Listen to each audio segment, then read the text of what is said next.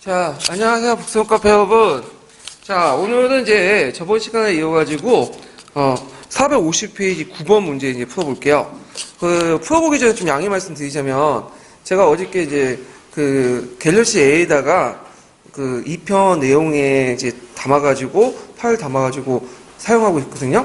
그래서 어제 갤럭시 A 파일에다가, 여러 가지 총괄평가 봐야 할 것을 적어놨어요. 근데 갤럭시 A가 그냥 폭발됐어. 폭발했다는 게 고장났어요. 제가 다 날라갔어요. 그냥. 그래가지고, 그걸 이제 지금 못 보고 있거든요. 예. 그래서, 이거 어쩔 수 없이, 오늘 제가, 원래 어제 밤에 적어놔야 되는데, 내장 하드에 저장해놨기 때문에 없어졌어요. 그래갖고, 총괄평가 부분은, 그냥 이제 문제만 쭉 풀어보고, 그러니까 여기 역겨운 부분은 총괄평가 없이 문제만 풀어보면 지나가고요. 그 다음에 한국사는 적어놨거든요. 그래서 이번에 이제 좀 있으면 한국사 강의 넘어갈 텐데, 한국사 강의 때부터 다시 총괄평가를 좀 풀어볼게요. 이 점 좀 양해 좀 해주세요. 자, 9번을 이제 볼게요. 9번. 자, 9번을 보면 이제 7차 사회과 교육과정에서 다양한 교수학습 기법과 시사적 자료 활용을 강조하고 있다. 김 교사는 사회과 수업 시간에 대구 이천공단 조성 문제를 다루려고 한다. 그래서 다음 내용을 읽고 물음에 답하시오. 이게 이제 00년 문제니까 2000년 문제죠. 실제는 99년에 나왔던 문제인데, 그 당시에 이제 위천공단 조성 문제가 좀 약간 사회적 이슈가 됐나 봐요. 그래서 요걸 했는데, 이 문제는 엄밀히 말하면 역교동 관련 문제는 아니에요. 이거는 사회교육론하고 관련돼 있어요. 사회교육론. 예. 그래서 주로 역교에도 나오긴 하지만, 주로 사회과 교육론에서 주로 강조되는 부분이고요. 주로 통합사에 관련된 문제죠. 자, 그래서 이것 좀 문제 풀어보면, 자, 여기에서 학습 절차가 쭉 나오는데요. 학습 절차에서 제일 중요한 것이 뭐냐면 줄침 부분 있죠. 예. 수행 규칙을 준수하고 최종 해결안을 결정한다. 이 부분이에요. 그래서 여기는 뭐와 관련되냐면, 시뮬레이션하고 관련돼 있어요. 그래서 역할극 같은 경우에는 규정된 절차 이런 것들이 없거든요. 근데 이에 반해서 시뮬레이션은 어떤 규정된 절차에 따라서, 과정에 따라서 진행이 돼야 돼. 그래서 이게 큰 차이점이고요. 또 이게 또 그 당시 역할론이 아니냐, 역할극이 아니냐는 논쟁이 있었는데, 그게 또 안 될 수 있는 게 뭐냐면, 학습 자료 밑에 보면 여러 사람들 인물이 있고, 그 다음 수행 규칙도 있죠. 예. 그래서 시뮬레이션 같은 경우에는 과정을 보면 도입, 참여자 훈련, 모의학습 운영, 참여자 결과 보고 이렇게 있는데 학습 절차에서 이 도입 단계에서 뭐냐면 상황에 맞는 역할을 주어진 내용이 있어요. 예. 그렇기 때문에 이건 역할극이 아니라 시뮬레이션이에요. 시뮬레이션. 그러면 시뮬레이션하고 역할극이 무슨 차이가 있냐? 이런 것들을 좀 보면요. 여기 보면 1027페이지 보면 역할극하고 시뮬레이션 학습 내용이 있죠. 차이. 그래서 역할극은 주로 정의적 영역, 시뮬레이션 인지적 영역이고, 역할극은 외면도 있지만 좀 내면적인 방면에, 시뮬레이션은 문제 해결 분석력이나 이런 것들을 강조하고요. 역할극 같은 경우에는 역할 다양하게 맡을 수 있죠. 근데 시뮬레이션은 고정된 역할만 수행되고 비용이 많이 들어. 그래서 예를 들어갖고 비행기나 우주선 그런 것들을 직접 하기 전에 시뮬레이션 어떤 박스를 만들어 놓고 거기서 하잖아요. 모의 박스를. 예, 그럼 비용이 천문학적이야. 그렇기 때문에 상당히 많이 든다는 거. 그 다음에 역할극은 상대적으로 역사과에서 강조되고요. 그 다음에 시뮬레이션은 일사과나 사회과에서 강조되는 그런 모델이다. 이렇게 좀 기억을 해두시면 되고요. 그래서 거기 밑에 보면 한건박지쌤 견해를 보면 모의학습 이렇게 되는데 모의학습, 그 다음에 의사결정학습, 문제학습, 해결학습, 시뮬레이션 학습 다 포함되는데 거기 왜 예상대로 모의학습을 적어놨냐면 모의학습은 여러분들 이건 우리가 사용하는 말이 아닌데 이렇게 생각하실 텐데 일사과 애들이 사용하는 말이에요. 그래서 그걸 적어놓은 거야. 근데 우리나라 역교론에서는 시뮬레이션으로 잘 알려져 있죠. 그래서 요건 일사과 통합 문제이기 때문에 그런 문제들이 나왔다. 이렇게 좀 기억을 해두시면 되고요. 그 다음에 9-1번 풀었고, 자, 9-2번 같은 경우에는 교수학습 기법인데, 거기에 이제 그 제한을 뒀죠. 사회과 교육의 목표와 관련돼 가지고 쓰시오. 그러면 한 가지만 쓰시라고 했죠. 그러면 이제 답안이 이제 어떻게 나오냐면 사회과 학습 능력이니까 역사과가 아니에요, 이거는. 그러면 차경수의 책에 보면 그 문제 해결 능력, 의사결정 능력, 그다음 상황 분석 능력, 이런 것들이 이제 뭐냐면 그 사회과와 관련돼 있다. 좀 기억을 해두시면 돼요. 자, 그래서 이제 이런 것들 좀 기억을 해두시면 되고요. 그 외에도 시뮬레이션 교육적 효과는 다양해요. 그래서 이제 그 파원 책에 보면 뭐 능동적인 어떤 참여 동기 제공, 그다음 문제 해결력 결정, 다른 사람의 관점 이해, 사건 전개 통찰력 육성, 역사 상황의 기억, 상황 분석 및 의사결정 능력 이런 것들이 쭉 있고요. 굳이 이제 여기서 문제를 이제 바꿔보자면 역사과와 관련된 것들은 이제 어디에 있을까? 역사과와 관련된 다른 사람의 관점 이해, 사건 전개, 통찰력 육성, 역사적 상황 기억 이런 정도 이제 한정돼 있죠. 근데 이제 여기에서 물어보는 것은 사회과에 한정돼 있기 때문에 일사과의 그 차경수 책을 바탕으로 해서 답을 쓰시면 될 것 같아요. 자, 그래서 이렇게 해서 이제 한번 풀어봤고요. 자, 그 다음 뒤에 넘어가서 이제 10번 문제 볼게요.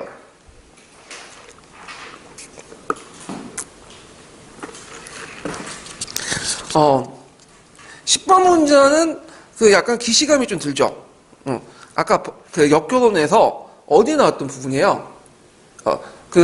삐아제의 인지발달 이론 관련돼서 이제 문제 나왔던 있는데, 그때 여기 역교론은 이제 그 부분은 삐아제 인지발달론, 그래서 이제 그 관련돼서 이제 풀어봤고요. 여기에서 이제 한 것은 이게 이제 두 문제를 물어봤어요. 그래서 앞에는 삐아제 인지발달론, 또 하나는 또 뭐냐면 인물학습 관련된 부분에서 이제 물어봤거든요. 예. 그래서 이제 여기는 인물학습을 따로 편집을 해가지고 집어넣었어요. 자, 그래서 이제 여기 보면 이제 학생 C의 경우를 참고해서 인문학습 지도 유의점을 쓰시오. 이렇게 했거든요. 자, 알청국은 순수하고 욕심이 없는 사람입니다. 김춘추도 왕위를 사용하는 걸 보니 아주 겸손한 인물인 것 같다. 자, 알청국과 김춘추가 모두 존경할 만한 사람이다. 자, 요거는 이제 삼국사기에 있는 내용을 그대로 뭐예요? 그 해석을 한 거죠. 예. 그래서 이제 삼국사기에 보면 이제 그 알청국이 그 당시 그 뭐냐면 힘도 세고 그 당시 높은 지위도 있는데 불구하고 김춘추의 왕위를 사양을 했어요. 근데 김춘추가 3번을 양보를 했죠. 사양을 했죠. 그래서 난 못하겠다. 그래서 근데 어쩔 수 없이 왕이 된 것처럼 이렇게 된 건 돼 있지만 실제로 동양에서는 어떤 왕위를 이제 부탁을 하고 이렇게 선양을 할 때 좋습니다 하면서 달랑 받지는 않죠. 이성계도 공양을 폐하고 그 누구야 그 공민왕의 부인인가요? 예, 왕비도부터 이제 그 뭐냐면 왕위를 이제 그 양해를 받아고 이게 그 교주를 받을 때 3번이나 사용을 했어. 그래서 이제 사람들이 찾아와갖고 집에 찾아서 문을 잠겨져 있으니까 문을 부시고 와가지고 들어온 거야. 그러니까 이제 그 이성계가 하는 말이 내가 지금 건강이 좋으면 어디로 도망가야 될 텐데 지금 건강이 너무 나쁘기 때문에 어쩔 수 없이 받는다. 그래서 받았거든요. 그게 진짜 그 딱 보면 그럼 이성계는 상당히 겸손하고 덕 있는 사람이기 때문에 그런 걸 했어요? 아니죠. 우리가 딱 그게 뭐예요? 정치적 쇼죠. 예. 너무 이게 뭐냐면 유별나죠. 예. 딱 그래서 있는데 되게 동양사는 그래요. 중국이나 일본이나 이런 나라에서는 우리나라에서는 일본은 아니겠다. 그래서 이제 이런 것들을 이제 볼 때 이거는 김춘추가 이제 세력이 강하기 때문에 어쩔 수 없이 알청국이 뭐예요? 왕이들 양보를 했죠. 만약에 양보를 안 했으면 김유신이 군대를 이끌고 알청국 목을 벨 수도 있는 거 아니에요? 예. 자, 근데 이제 여기에서 보면 너무 포면적에 보이는 도덕 윤리적 판단만 치중한 거야. 이거 잘못된 거죠. 그래서 사회 구조적 배경을 같이 설명해야 된다. 이렇게 이제 해야겠죠. 그래서 인문학습 할 때는 도덕적 윤리적 판단에 치중하지 말아야 돼. 근데 치중하지 말아야 된다는 게 하지 말라는 게 아니라 뭐냐면 최소한 지향을 해야 된다. 이렇게 이제 보시면 되겠죠. 그래서 윤리적 도덕적 판단하지 말고 사회 구조적 배경을 같이 설명해야 된다. 알청공이 거부해서 왕위를 덥석 받을 경우에는 지도세도 모르게 죽을 수도 있다. 이런 것들 같이 설명해 줘야 되겠죠. 자, 그래서 이제 이런 내용들 좀 기억을 이제 좀 보시면 보면 되고요. 자, 그래서 있고, 그 다음에 11번 문제 볼게요. 11번. 11번 문제는 좀 쉽죠? 이거는. 예. 자, 다음에 설명하고 있는 학습 방법의 종류를 말해보시오. 그래서 이제 학생들 하여금 역사적 상황을 재현하고, 그 다음에, 개인이 그 역사 행위자가 처해져 있는 개인적 시대적 상황을 깨닫게 하고요.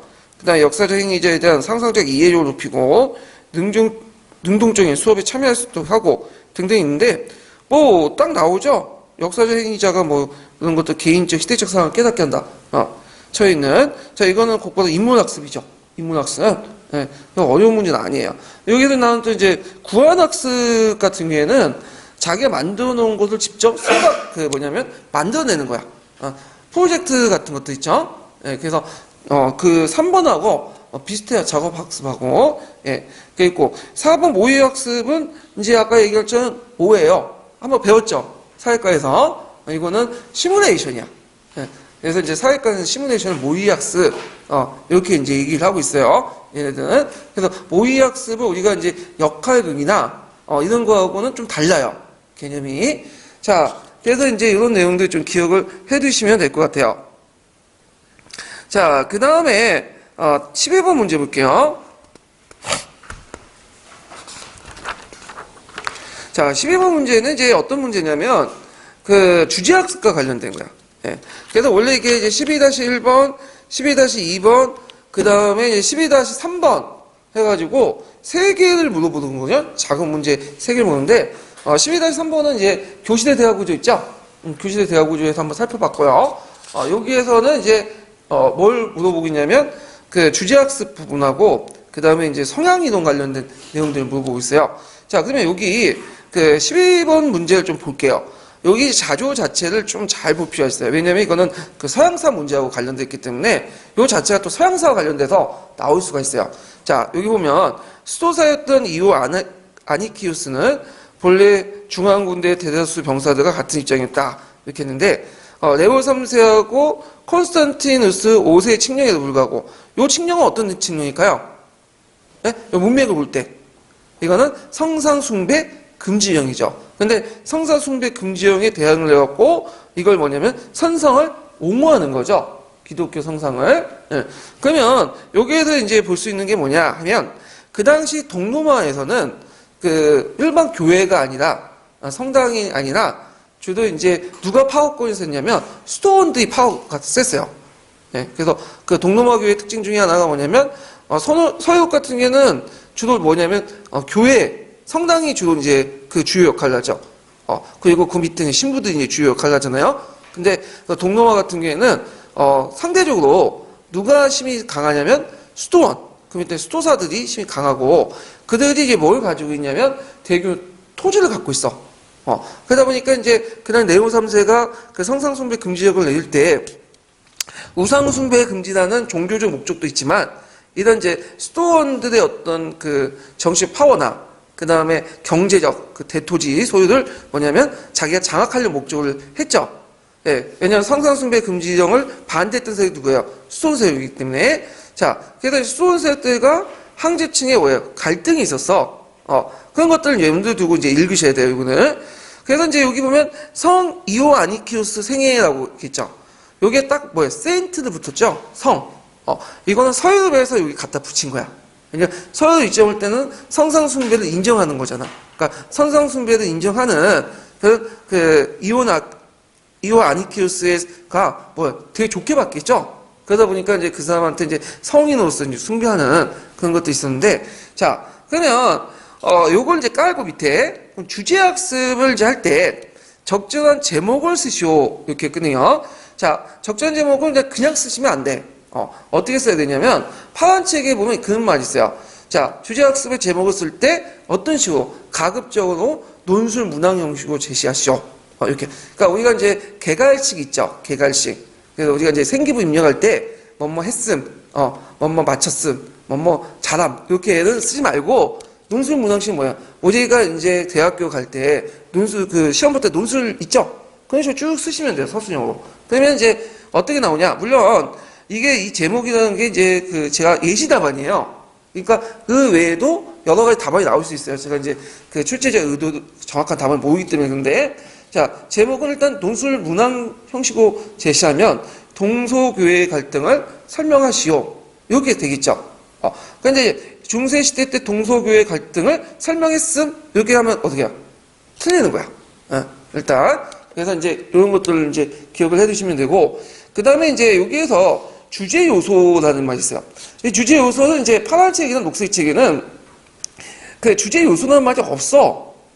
그래서 이게 뭐지도 나왔나 했더니 제가 이제 파란 책을 좀 읽어보니까 이때 당시에는 이제 파란 책밖에 없었으니까 소주제라는 게 있어요. 소주제.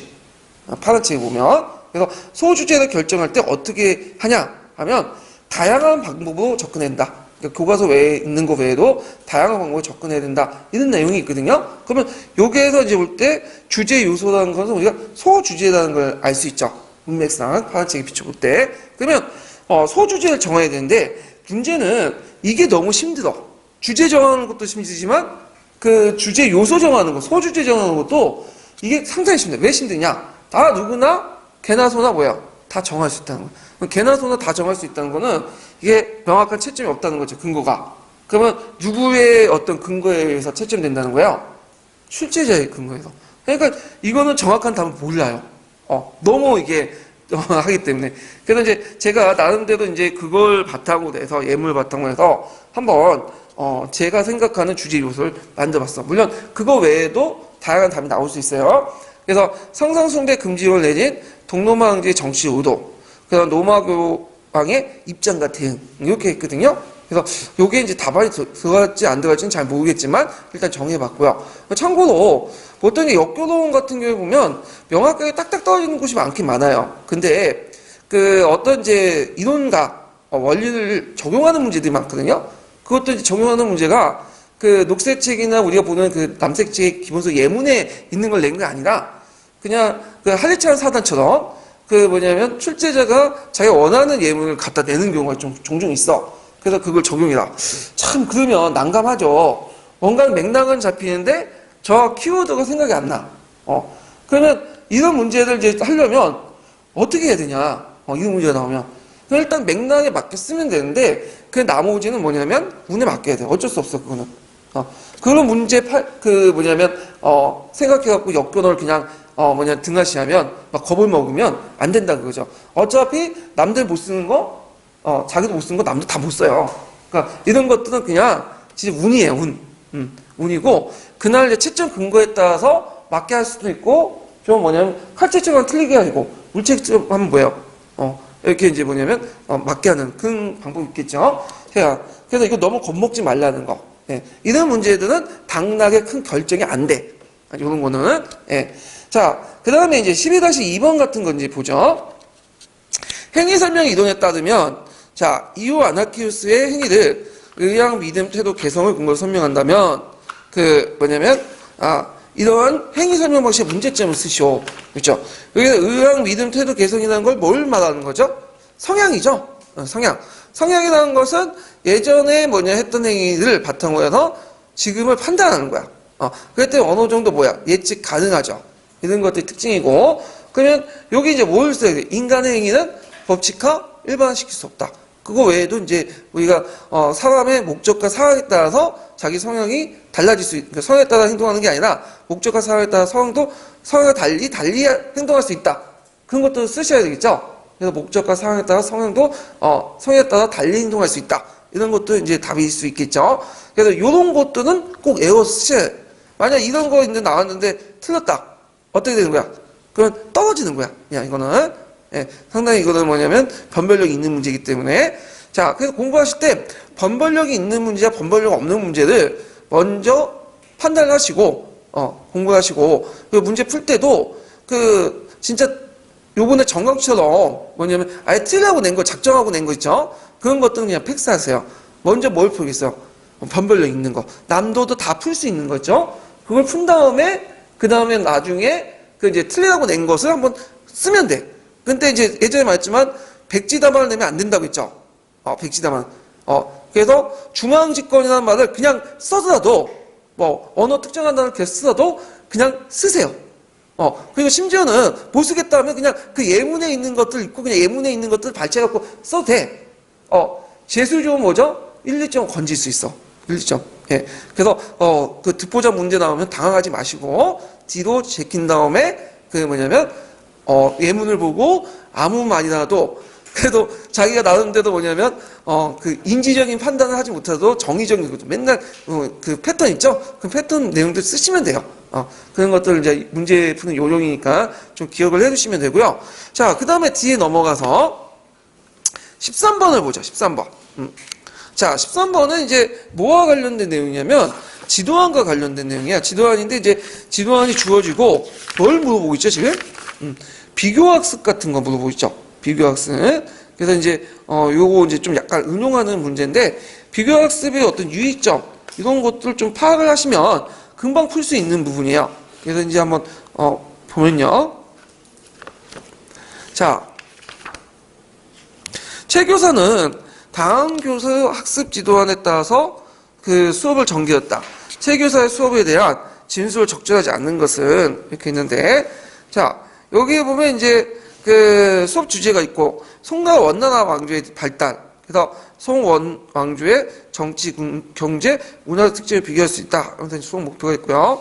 그 다음에 이제 도입 부분이 있고, 전개 부분이 있는데, 자, 이렇게 이제 할 때는 어떤 식으로 문제 풀까요? 이건 물론 객관식이기 때문에 주관식은 맞지는 않겠지만, 만약 이런 것이 객관식 나오면, 먼저 문제를 보지 말고 예문보다는, 지문을 보고, 그 다음에 지문에 맞는 예문을 찾아갖고 푸는 게 효율적이겠죠? 그러면 이제 좀 보면, 1번 문제부터 볼게요. 두 왕조의 경제활동에 공통적으로 간과하고 있다.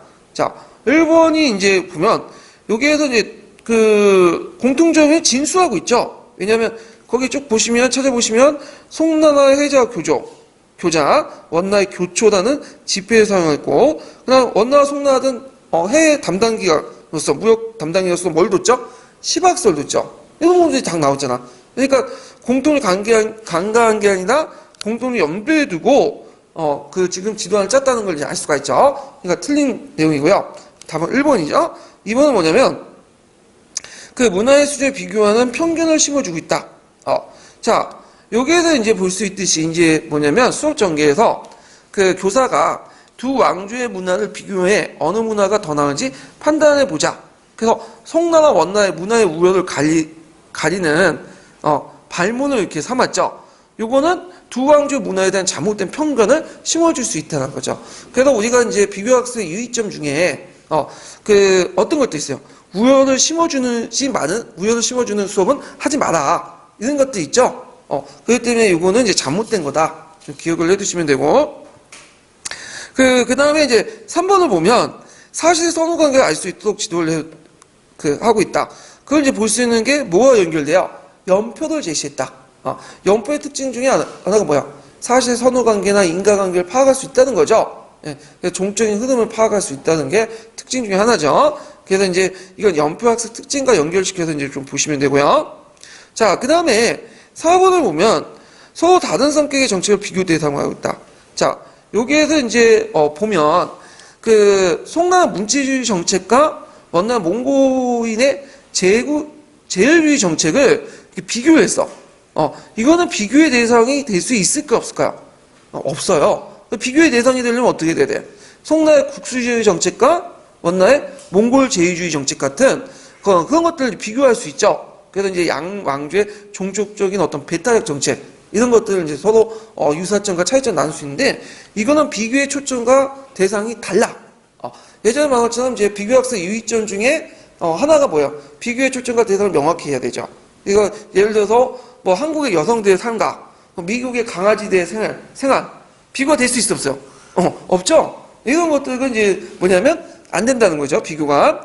그 다음에 이제 또 보면 비교를 통해 두 왕조의 차이를 이해시키려고 했다.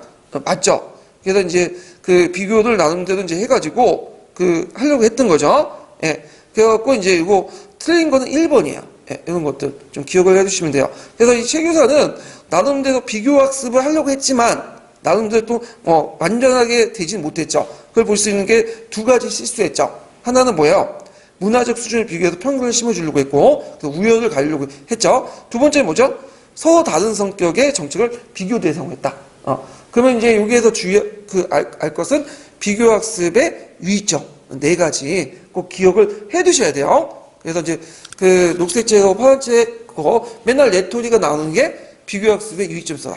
그거거든요. 자, 그래서 이런 것도 좀 기억을 해 두시면 되고요. 자, 그 다음에 뒤에 넘어가서 14번 문제 볼게요. 14번 문제.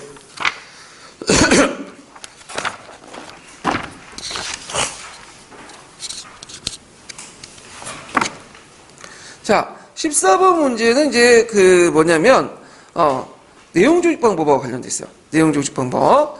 그래서 이제 그 문제를 풀어보면요.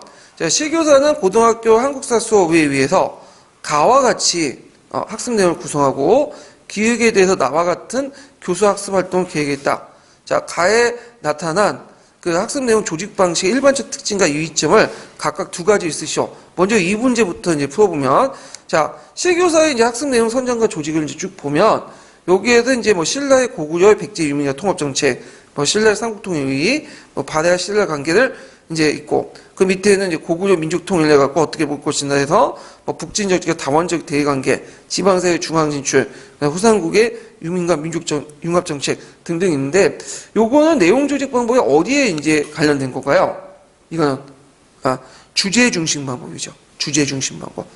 그래서 통일신라 시대를, 와 남북국 시대에 어떻게 이제 볼 것이냐. 그러니까 이제 이건 그 통일신라와 남북국 중의 명칭을 어떻게 사용할 것인가. 그런 주제와, 그 다음에 고려의 민족통일을 어떻게 볼 것이냐 주제. 그래서 학습 내용을 이제 이렇게 했고, 이건 종적인 방법일까요? 행적인 방법일까요? 이걸 종적인 방법만 보면 안 되죠. 2개의 주제가 지금 행적으로 연결되어 있는 거예요. 그래서 요게 2개가 이게 같이 있는 게 아니라, 이게 따로 주제예요. 따로 주제 있고, 그 밑에 이제 뭐냐면, 그 동시대에 있는 내용들을 뭐냐면 같이 보는 거죠. 동시대에 있는 것을 이제 주제별로 보는 거죠. 그러니까 행적 조직 방법이야. 예. 그런데 이제 어떤 분이 이걸 이제 뭐라고 이제 보시는 분이 있냐면, 분절법이라고 해석하시는 분도 있어요.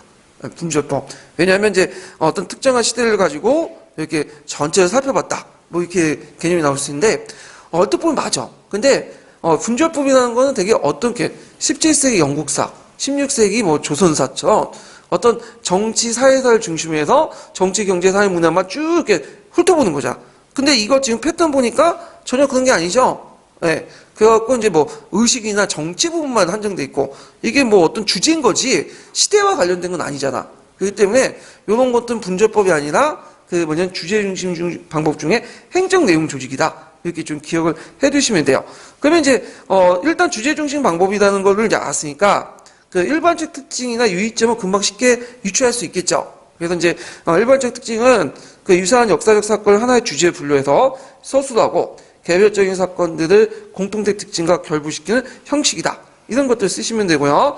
그 다음에 이제 그 뒤에 유의점 쭉 나와 있죠? 그 1032페이지에. 그래서 선정의 목적과 이유를 분명히 해야 되고, 내용 구성 과정에서 각 주제가 선후관계, 인과관계를 고려해서 배열 수소를 정해야 되고, 주제가 다른데 적합한 사설들은 일정한 속성을 공유하며, 등등등. 이런 것들을 이제 쓰시면 돼요. 그래서 이것도 이제 녹색책에 있어요. 예, 녹색책에. 그래서 이제 좀 기억을 해 두시면 될 것 같고요. 자, 그 다음에, 2번째 이제 문제를 또 풀어볼게요. 자, 다시 이제 그 454페이지 넘어가서, 가에 나타난 학습 내용의 조직 방식의 일반적 특징과 유의점 각각 2가지 제시했죠. 그래서 나를 볼게요. 나에서 책단 토론식 수업 방식의 개념과 교사가 유의할 점을 쓰고, 니은의 사전에 준비할 사항들을 구체적으로 설명해 보시오. 자, 여기 보면 이제 나를 보면 여기 보면 이제 주장 제시가 있고 팀정하기가 있고 있는데, 수업 절차를 보면 한쪽이 이제 자기 주장에 대해서 임론을 하면 그쪽에도 뭐야? 반대쪽인 부정적 임명을 하고 또 질문하고 또 하고, 이게 뭐냐면 토론하는 형식이죠. 그러니까 2가지 관점을 명확히 해가지고 뭐냐면 자신의 관점을 명확히 해서 토론하는 형식이야. 그러면 토론 그 수업 방식 중에 2가지가 있죠. 하나가 뭐야? 토의식 수업하고 또 하나가 대립 논쟁식 수업이죠. 그러면 뭘 써야 되겠어요? 대립 논쟁식 수업. 그래서 요번에 17년 기출문제에 뭐가 나왔어요? 토의식 수업 나왔죠. 근데 이거는 대립 논쟁식 수업 나왔어. 그래서 요거는 이제 뭘 기준으로 써야 되냐면 녹색 책을 기준으로 쓰셔야 돼요.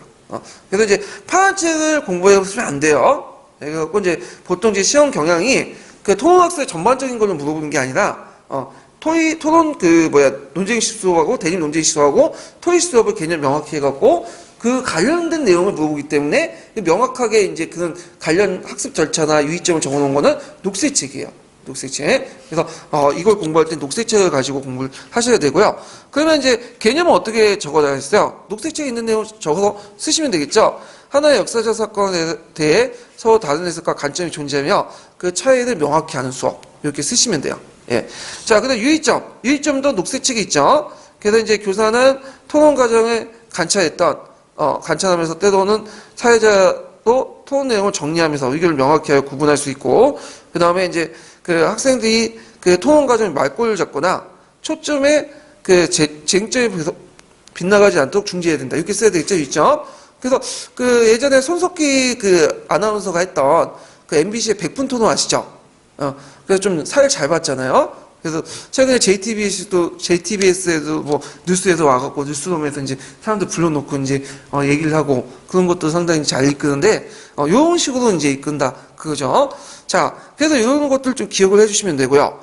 그 다음에 거기 보면 이제 니은의 사전 준비 사업 상황해갖고 그 뭐 주제 제시 토론 방식 정하기 해갖고 이제 그걸 하기 전에 사전에 뭘 준비해야 되냐 이런 것들이 있는데 자 이것도 녹색책 그대로 나와 있죠. 그래서 이제 각각의 주장에 대해서 학생의 역사의 학용이 드러나게 하고 이러한 주장을 내세우기 위해서는 우선 그 사건과 인물에 대한 탐구가 필요하죠. 그리고 학생들의 그 사건의 의미와 영향에 대해서 발표하거나 정리해서 제출하도록 한다. 그리고 이걸 바탕으로 해서 교사는 서로 다른 두 개의 주장을 분류한다. 그러니까 사전에 아이들의 성향을 알아야 될 거 아니야. 어떤 입장을. 그래서 이런 것들 좀 기억을 해두시면 되고요. 그러면 이제 이때 대립 논쟁식 수업할 때 모둠을 어떻게 조직할 것이냐. 제일 좋은 방법이 뭐냐면 자기가 원하는 방식으로 조직하면 돼요. 그래서 뭐 위화도 해군에 대해서 이제 얘기를 할 때 위화도 해군을 찬성하는 애들도 있고 반대하는 애들도 있잖아요. 그럼 찬성 반대 이렇게 하면 돼. 그렇지만 또 다른 방식으로 거꾸로 상황을 바꿔서 입장을 바꿔서 상대방 쪽에서 하고 또 찬성하는 거는 또 반대했던 사람 찬성 이런 식으로 해도 돼요. 그럼 서로의 관점을 어떻게 알 수가 있겠죠. 이런 것들은 이런 식으로 조직하는 방법도 있고요. 자, 그 다음에 또 이제 다음 문제를 또 풀어볼게요. 자, 그 454페이지에 다시 돌아와서 자 여기에서 이제 니은의 그 사전에 있고 나에서 채택된 토론식 수업에 기대되는 학습 효과를 역사적 사고의 구성 요소 측면에서 기획의 학습 내용을 활용해서 서술해 보시오 이렇게 했는데 자 그럼 여기에서 이제 물어보고는 역사적 사고의 하위 요소죠. 하위 범주 네 가지가 있죠. 그래서 이제 그 네 가지 먼저 연대기적 방역 그다음에 역사적 판단력 그런 것도 있잖아요. 역사적 상상력 그다음 탐구력 이런 것도 있는데 그러면 기획을 이제 한정 지었으니까 기획을 봐야 되겠죠. 자 신라의 상부통의 의 나오면 어디에 속하겠어요? 판단력에 속하겠죠. 금방 나올 수 있겠죠? 그래서 이제 기획의 학습 내용을 활용해야 하니까 판단력을 쓰라는 게 아니라 지금 정의 보는 게 아니라 이런 개념들을 기획의 학습 내용 그러니까 이제 신라의 삼국통의 의의 내용을 인용하면서 쓰라는 거야. 그 속에서 판단력의 내용이 들어가야 된다. 뭐 이런 것들인데 그래서 제가 이제 역사 판단력을 이용해가지고 그 1032페이지의 신라의 삼국통의 의 해갖고 한번 정리를 해봤어요. 예. 근데 이제 문제는 이런 것들이 이제 그 하는 예시답안이고 여러 가지 답안이 나올 수가 있겠죠. 그렇지만 이제 우리가 여기서 글을 쓸 때는 역사 판단력의 일반적인 내용들을 곳곳에 심어줘야 돼. 그래서 저도 이제 이렇게 핵심 키워드를 집어넣거든요. 그래갖고 뭐 여기 보시면 딜레마에 빠졌을 때 어떻게 할 것이냐 그 다음에 이제 뭐 그 역사 판단력을 할 때 어떤 것들 길러줄 것이냐 라는 일반적인 내용들을 적어놨어요. 예. 근데 이런 유형의 문제는 안 나올 것 같아 내 생각에. 왜? 딱 봐서 아무리 제가 이게 써도 400자 500자 넘어가 보여. 이런 거는 2차 때나 하는 거지 수많은 수천 명 3,500명 보거든요. 3,500명의 많은 사람들을 이렇게 할 수가 없어. 그러면 시간 많이 들어가, 돈이 많이 들어가. 채점 인원을 더 많이 고용을 해야 돼요. 그렇게 교육청에서 돈 많은 게 아니거든요. 예. 그래서 이제 이런 문제는 힘들다는 거예요. 2차 때나 가능한 거야. 예. 자, 그래서 이제 이런 것들 좀 기억을 해두시면 되고요. 자, 그 다음에 이제 15번 문제 해볼게요. 15번. 자, 15번 문제도 이제 2차 기출 문제 논술인데, 자, 이 15문제 같은 경우에는 이제 뭐냐면 이게 원래는 이제 중국사 관련돼서 나온 문제예요. 그래서 그 앞부분에 사기에 있는 의만조선의 멸망 과정에 대한 사마천 관점이 있고, 그 다음에 이제 이와 관련돼 갖고 이제 문맥 있죠. 문맥 비판하라는 문제가 있어요. 네. 그리고 또 이게 이제 토의에서 주제된 논의할 때 그 내용들, 유의점, 이런 것들은 이제 쭉 있어. 그래서 그 앞에 예문이 있거든요. 예문이. 그래서 이제 여기에서는 뭐만 이제 발췌했냐면 중국사 부분은 중국사 할 때 이제 살펴보기도 하고, 여기 역교동 관련된 문제들만 좀 발췌를 했어요. 그러면 이제 여기에서 이제 문맥 비판하면, 문맥 비판은 일단 내적 비판의 종류죠. 그래서 문맥의 진짜 의미를 파악하는 작업으로서 거기에 이제 문장이 함축된 의미뿐만 아니라 그 당시에 어떤 사료가 만들어질 당시에 사회문화적 환경을 고려해야 돼. 그러면 이거를 의만조선의 멸망을 사마천의 관점을 평가한다고 설정하고 사료에 대한 이제 문맥 비판을 하는 거예요. 그러면 사마천이 처해져 있었던, 그러니까 사마천 그 당시에 칸무제 당시에 그 사항과 그 다음에 사마천 개인의 어떤 사항도 같이 고려를 해야 되겠죠. 종합적으로. 물론 여러 가지 답이 나올 수가 있지만 제가 이제 예시담으로서 이제 뭘 제시했냐면, 이때 교사의 이제 발문은 어떻게 해야 되냐. 자, 사마천이 받은 궁영이 한무제의 한사군 원전 기술과 평가에 어떤 영향을 끼쳤는가. 사마천이 생각하는 어떤 역사와 인물 평가가 어떻게 반영됐는가. 그리고 사마천에 처해진 상황과 관점을 파악할 수 있다. 뭐 이런 식으로 있고. 그래서 그 외에도 더 여러 가지 문제가 나올 수 있어요. 그 당시 뭐 한무제의 대의관계에 대해서 정책에 대해서 사마천이 어떤 생각을 가지고 있는가. 뭐 이렇게 답이 될 수가 있겠죠. 근데 이거는 상당히 뭐냐면 상당히 포괄적인 거야. 너무 주관적인 거죠. 예. 그래서 이제 좀 힘든 문제지만 하여튼 이렇게 있고, 그러면 이제 또 여기 보면 이제 잠깐만요. 제가 말했네. 이렇게 하고 이런 것도 있으니까 교사의 발문을 이제 얘기를 하고 했잖아요. 그래서 이제 교사의 발문은 이런 식으로 발문을 할 수 있다. 이렇게 좀 기억을 해두시면 될 것 같아요. 문맥 비판 수용해서. 그 다음에 이제 여기에서 또 이제 두 번째 문제가 뭐냐면 조별 토의 내용이죠. 조별 토의 내용. 그래서 이제 그 사료를 보고 어떤 토론 내용을 정할 수 있는가. 그런 건데 이것도 상당히 뭐냐면 주관적이죠. 상당히 주관적이야. 되게 다양하게 나올 수 있어. 그래서 제가 예시문을 한번 만들었는데 의만의 어떤 국정 문제 이것도 볼 수 있고, 한무제의 전략, 위만조선의 저항, 한사군의 설치 과정, 그 다음에 양복과 수치에 대한 사마천 인물평가. 이 양복과 이제 된 사람은 뭐냐면 그 당시 위만조선을 공격할 때 성공했던 장군 이름이야. 한나라 장군 이름.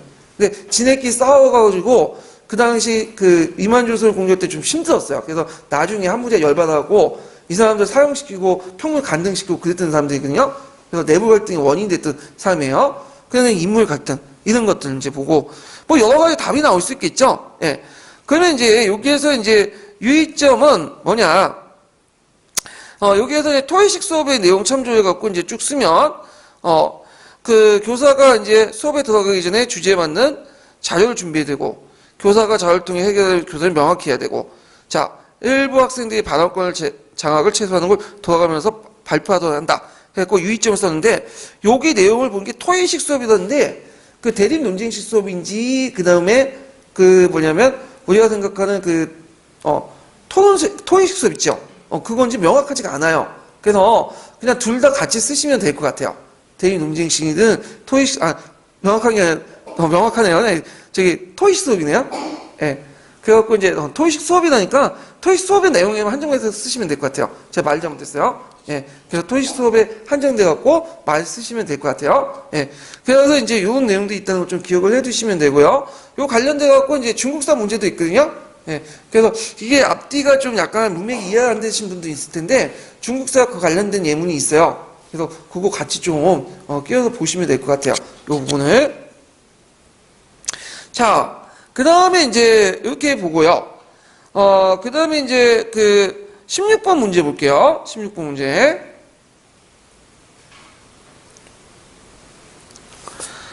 자, 16번 문제 보면 중등학교 역사교육에서 학습 내용을 지도하는데 유의할 사항을 옳지 않은 것은 이렇게 했는데, 자, 여기는 이제 어떤 전반적인 내용들을 이제 교수학습 방법에 대한 어떤 내용들을 적어놨는데 문제는 그렇게 어려운 건 아니에요. 한번 풀어보면요. 1번을 보면 사회사나 문화사를 한 보편사로 가르치는 것을 라는 점을 인식한다. 예. 그래갖고 이제 요거는 이제 분야사죠. 사회사나 문화사. 그래서 이 분야사 같은 경우에는 어떤 특정 분야의 발달 과정을 순서대로 탐구할 수 있도록 하는 방법인데, 그래서 정치사, 경제, 사회사, 문화사 같은 것을 이렇게 조직하는 거죠. 근데 이 분야사를 이제 할 때 단순히 한 분야만 한 게 아니라 같이 유기적으로 통합해서 가르쳐줘야 돼. 물론 이제 상대적으로 우리가 이제 정치사를 하면 정치사 위주로 얘기하겠지만 정치사만 얘기해서는 안 되죠.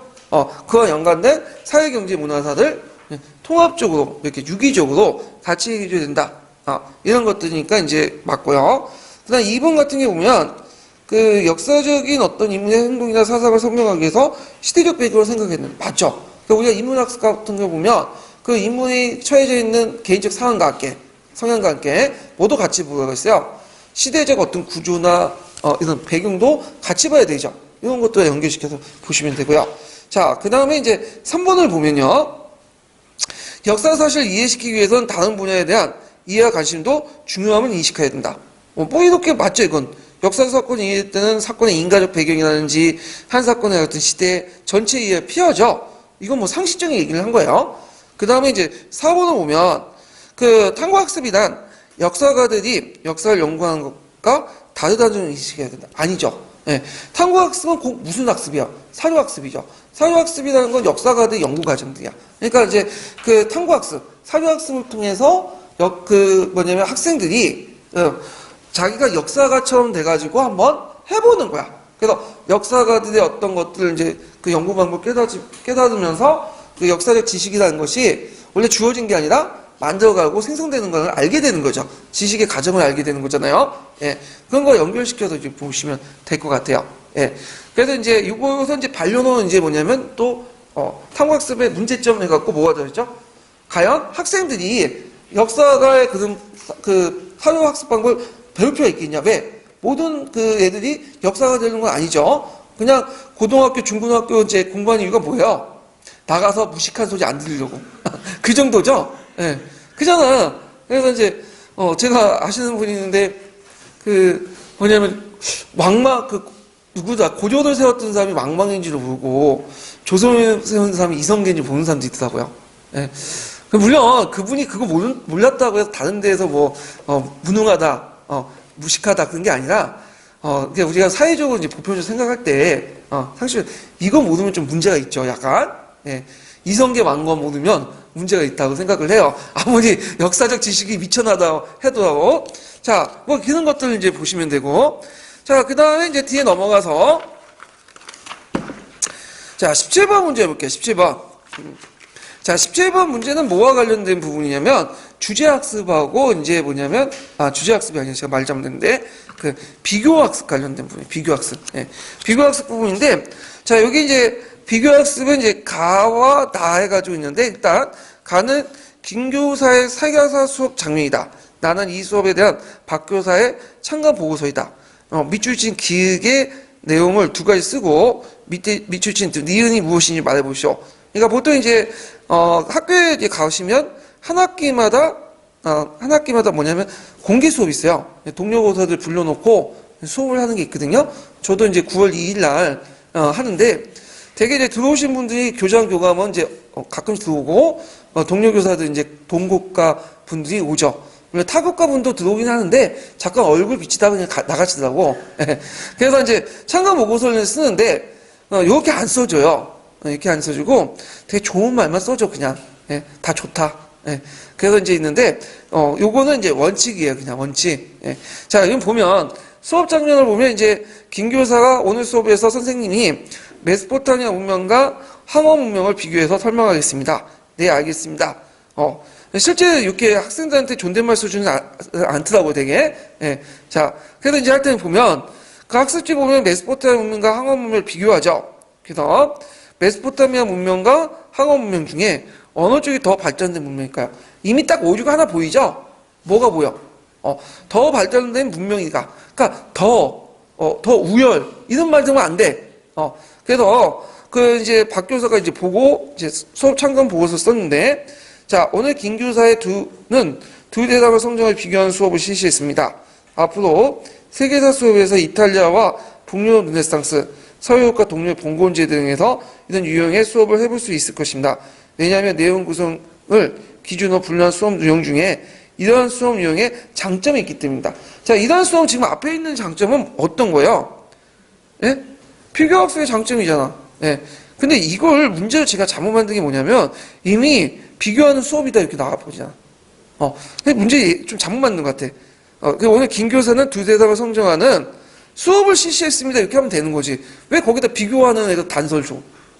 이미 답을 알려주고 시작된 거죠. 자, 그래서 이제 장점은 항상 이 장점 나오면 뭐예요? 공통적 차이점이나 말고 꼭 쓰셔야 돼요. 특징이나. 그래서 이제 요것도 파란 책에 있는 내용인데 그 내용을 찾아보면요. 자, 공통점과 차이점을 밝히고 어떻게 그런 공통적 차이점이 발생한 것을 이해할 수 있다. 비교 대상을 폭넓게 이해할 수 있다.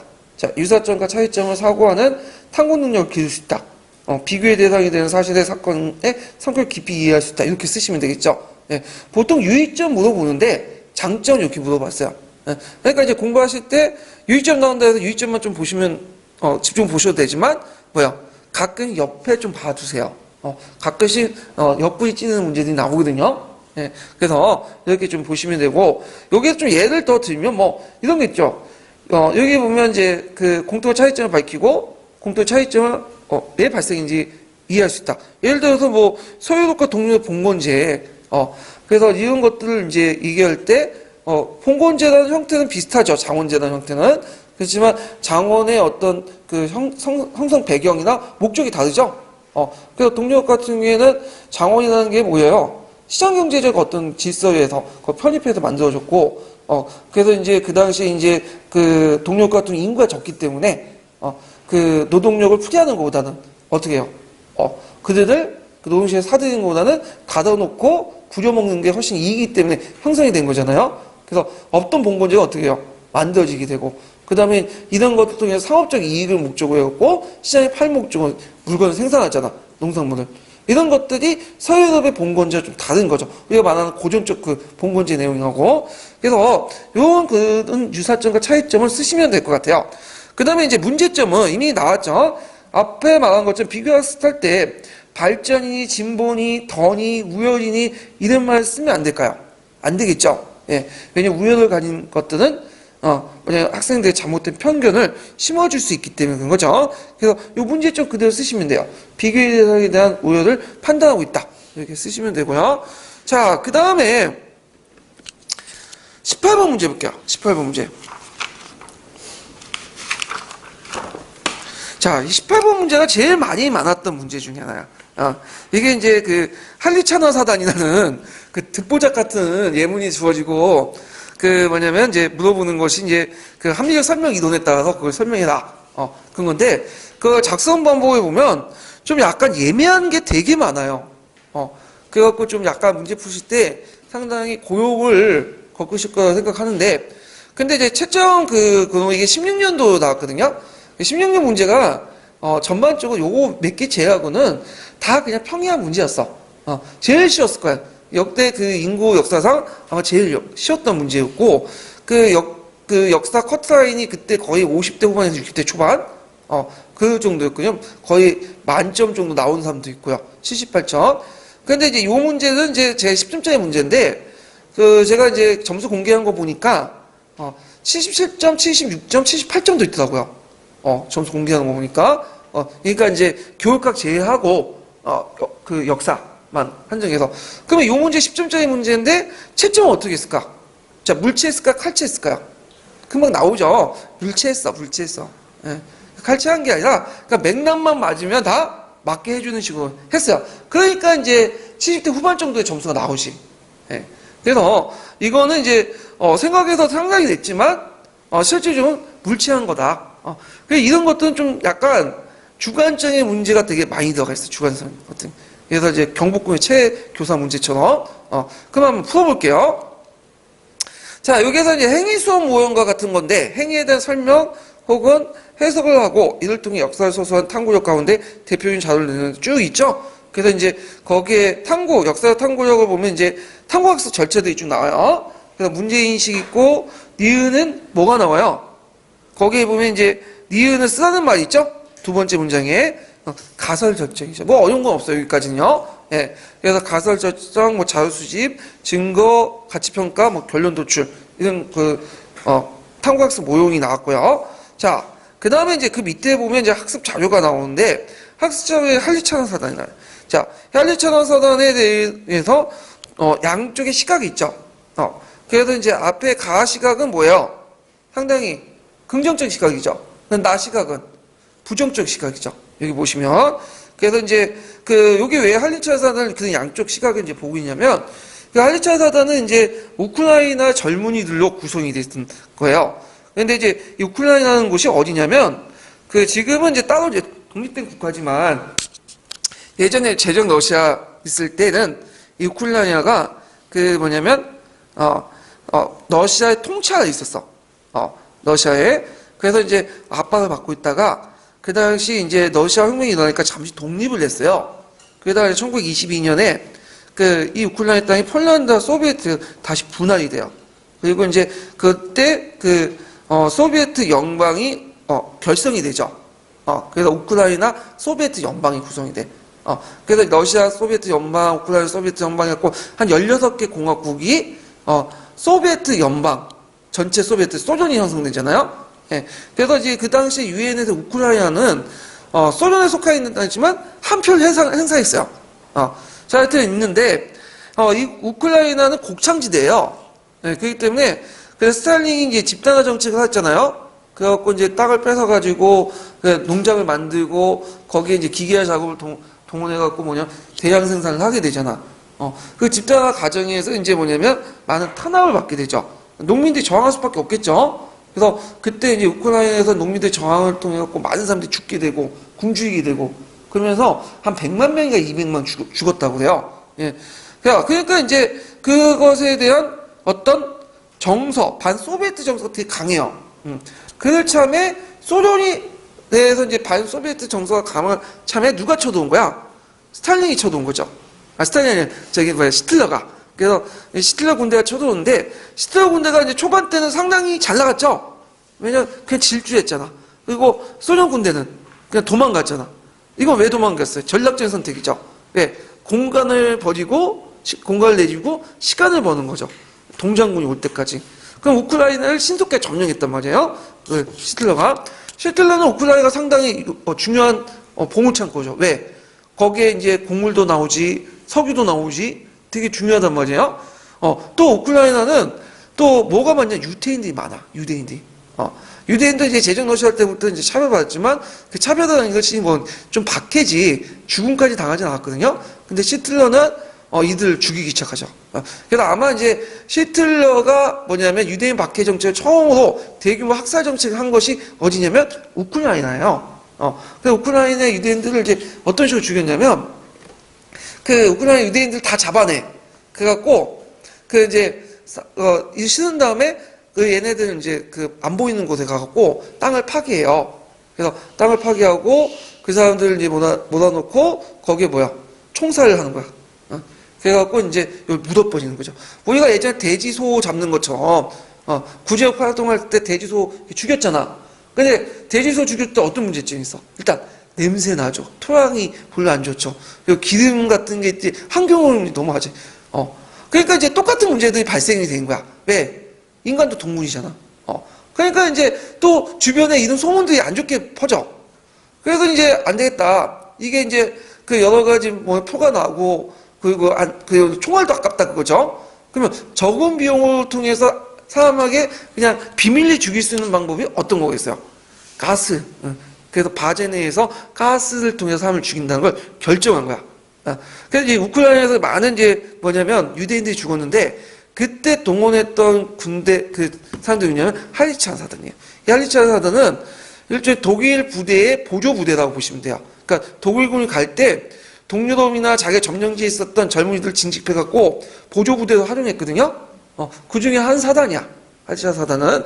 그래서 이 사람들이 물론 유태인 감정, 반유태인 감정도 예전부터 가지고 있었고, 그런 이런 걸 해갖고 또 히틀러 정책이 또 많이 부흥을 했고, 그럼 왜 그들이 이런 정책들, 히틀러 정책에 부흥했냐? 그 밑바닥에 뭐가 깔려있는 거야? 반소비에트 감정이 깔려있고, 그리고 독일군을 도와서 우리도 소비에트에서 뭐냐면, 해방을 해야겠다. 그렇게 하죠. 그래서 이제 독일군이 처음 들어올 때 그 사람들 점령군이 아니라 해방군을 인식했어. 근데 이제 시간이 지나니까 어떻게 해요? 독일군하고 소련군이, 우리 독일군이 더 나쁜 놈이라 알게 된 거지. 구간이 명간이다 하면서 저항하기 시작한 거야. 이건 나중에 얘기고요. 자, 그러면 이 할리차난 사단의 입장할 때 우리 보면 이제 할리차난의 그 내용이 그 얘네들의 활동이 솔직히 말해서 합리적이지 않아. 비인간적이고 상당히 그 만행이 많죠. 그럼에도 불구하고 얘들 입장 볼 때는 합리적인 거야. 왜냐 합리적 설명 이론에 따르면, 그러면 합리적 설명 이론에 따르면 일단 이제 뭐냐면 목적, 상황, 수단에 따라서 쓰겠죠. 그래서 이제 보면 기획에 대해서, 행위에 대한 설명 이론 중에 합리적 설명 모델에 따라서 그러니까 이제 그 할리차난 사단에 대해서 우호적인 입장이죠. 그거에 대해서 젊은이들 D를 설명할 거. D라는 건 뭐예요? 소비에트 설명에 압제에 대응해갖고 쓰는 거를 이제 쓴 거죠. 그래서 이제 제가 한번 만들어 봤어요. 그거에 대해서 이제 만들어봤는데, 지금 물론 그거는 좀 약간 다를 수가 있어. 여러분이 생각하는 답안하고. 그렇지만 요게 꼭 들어갈 것은 뭐죠? 목적, 상황, 수단이 들어가야 되죠. 그럼 보면 합리적 설명에 따라서 이제 소비에트 저항에 대해서 다음과 같다. 할리차난 사단이 속한 우크라이나 젊은이들의 목표는, 목적이 들어가죠. 자, 소련에 대항해서 우크라이나 수환돼 있다. 이렇게 쭉 목적까지예요. 당시 우크라이나는 스탈린의 집단화 정책과 우크라이나 민족주의 말살 정책으로 해서 소련 중앙정부의 반감이 강했다.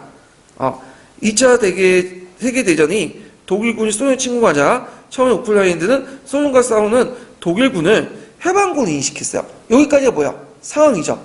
그래서 이런 상황에서 그 할리차난 사단의 젊은이들은 소련에 대한 그 대항 방식 중에 독일군과 연합하여 무장항쟁을 전개하는 것이 제일 적정한 합리적 방법이라 생각했다. 그래서 수단이 나오죠. 그러니까 그 당시 상황에서는 그냥 합리적이었다는 거죠. 그러니까 우리가 갑신전변 때 일본 국군에 된 건 우리 입장으로 볼 때는 지금 뭐야? 상당히 불합리하지만 그 갑신전변 당시에는 왜 합리적이었죠. 왜냐면 일본이 우리는 먹을 거라고 그 당시에 생각 안 했거든. 우리는 결과를 알고 있으니까 그 얘기를 하는 거고요.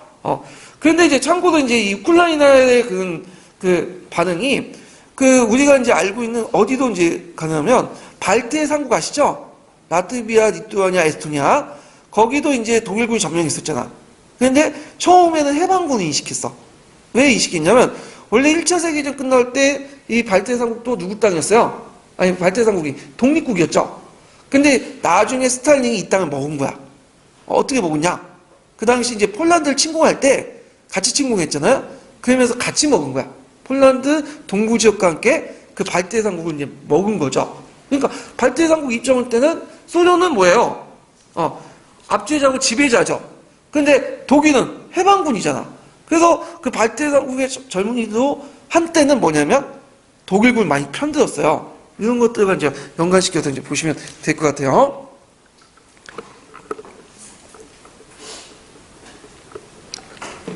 자, 그럼 두 번째 이제 볼게요. 니은에 들어갈 이제 용어 쓰고, 이건 썼죠? 그거는, 가설 설정, 이렇게 이제 쓰시면 되고. 자, 그 내용을 쓸 거. 그래서 이제 그 내용이나 쓰는 것은 뭐냐면, 가설을 이제 뭐냐면, 쓸 때, 여기부터 보세요. 니은을 내용을 쓸 때, 가와 나를 들어가는 관점 차이를 유추한 사회 성격을 중심으로 썼고, 단서가 많이 붙었어. 단순히 가설 설정을 쓰는 게 아니라, 거기에 이제 뭐냐면, 가설 내용을 쓸 때, 그 가와 나에 드러나는 관점도 들어가 있고, 그 다음에 그 밑에 또, 사회 성격도 같이 들어가 있어야 돼. 그럼 가는 아까 긍정적이고, 나는 뭐야? 상당히 부정적인 평가고, 사회 성격도 들어가는 거 쓰면, 제가 한번 이렇게 이제 다 썼는데, 자, 내용은 같은 역사를 담고 있더라도, 사회에 따라서 표현을 달리하거나, 평가의 차이가 날 수 있고요. 그 다음에 이제, 요게 입각해서 쓰면, 가는 할리차난 사단을 소련에 압제하고 자신의 족을 투쟁하는 등, 그 우크라이나 수호자복 긍정적으로 서술한 방면에, 할리차난 사단은, 나치 친위대를 펼친 그 유대인들 학살에 가담하는 악마의 계약을 맞아 그 뭐냐면 부정적으로 서술했다. 그래서 이제 그 할리차 사단의 단어는 가와 나를 살아볼 수 있듯이 역사 사실과 상반된 해석과 평가가 존재하며 서술 표현도 다름을 알 수 있다. 그래서 제가 이렇게 썼거든요. 그래서 앞에 이제 뭐냐면 그 니은의 내용을 쓸 때, 그러니까 가서 쓸 때 가와 나의 드러난 관점 차이를 이렇게 이제 쓸 거예요. 그러니까 가부터 해갖고 뭐뭐 서술에 그 나까지 해가지고 악마의 계약 해갖고 이제 그 서술했다까지가 이제 그 뭐냐면 가설이고 그 다음에 그 밑에 있는 내용도 있죠. 서술 표현한 것들을 뭐냐면 그 사회 성격을 이렇게 쭉 썼어요. 그래서 이제 이렇게 좀 기억을 해두시면 되고 그 세 번째 부분은 이게 이제 문제가 됐던 게 뭐냐 이게 독립된 문장이냐 이렇게 보는 각자들인데 요거는 독립된 문장보다는 그 앞부분을 같이 뭐냐 연관돼서 해야 돼요. 그러니까 가와 나에 들어간 관점을 쓸 때 이걸 고려해 갖고 쓰라는 거야 지금 가설을. 그래서 이게 맞아요. 그래서 두 번째와 세 번째가 독립된 게 아니라 하나로 합쳐져 있는 거야. 그래서 복합적으로 물어보는 거거든요. 그래서 자세한 내용은 제가 그 밑에 이제 문제 분석 내용에 적어놨어요. 그래서 이걸 해석 가지고 막 그 당시에 그 뭐냐면 인명 게시판에서 막 논쟁이 많았는데 결국엔 다 그냥 맞게 해준 것 같아. 두리뭉실하게 그냥 맥락만 맞으면 웬만하면 다 맞게 해준 것 같아요. 그래야지 이제 70대 후반 정도 나온 게 그 결과물 보면 알 수 있겠죠. 그래서 요거는 제가 볼 때는 좀 문제가 좋은 문제는 아니에요. 생각은 되게 많이 했는데 명확하지가 않아. 주관적이고. 그래서 이런 것도 좀 기억을 해주시면 되고요. 자, 그 다음에 이제 뒤에 넘어가서 그 뭘 보냐면요. 자, 19번 문제를 이제 볼게요. 19번 문제.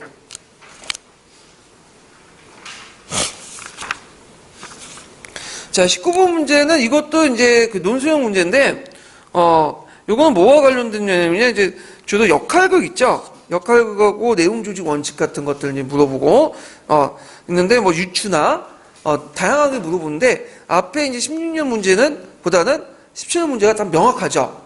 명확해요. 그래서 답이 내는데 크게 문제될 건 없어요, 요거는. 자, 이거 보면, 자, 19번 문제 다음 자료 1번과 자료 2번을 바탕으로 역사교사가 수업 설계에서 중심된 요소와 그에 따른 교수학습 방안을 작성 방을 따라서 근데 이거 못하네요. 그 뭐냐면 논술하시오. 그러니까 이제 요거 작성 방법에 따라서 지금 하라는 거잖아요. 그러면 이제 좀 보면 작성 방법을 보면요.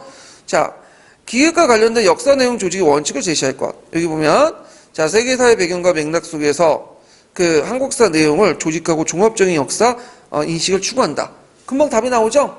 통합성, 계열성, 계속성 중에 뭐가? 행적 조직 방법인 통합성이죠. 그래서 그 예전에 이제 계열성 많은데 좀 옆구리를 좀 찔러가지고 다들 찔러서 통합성을 문제 낸 거야. 예, 그래서 통합성 다 쓰시면 되고요.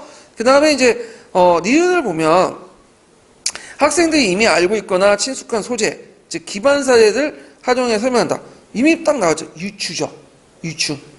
그러면 유추에 대해 뭘 물어보느냐?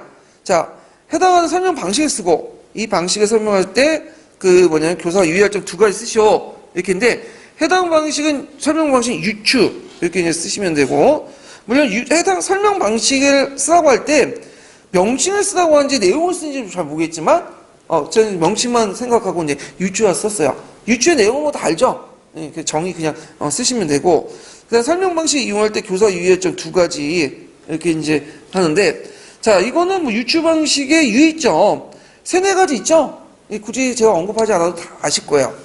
그거 쓰면 돼. 맨날 나왔던 레토리 있죠? 문법 그런 거 쭉 쓰시면 되고 그 다음에 디귿을 이제 보면 자 그 디귿에 해당하는 그 수업 유형을 제시하시오. 그래서 역사 속 인물이 되어 왜 그런 행동을 했을까 추측해보나 어떤 행동을 직접 해보는 행동이다.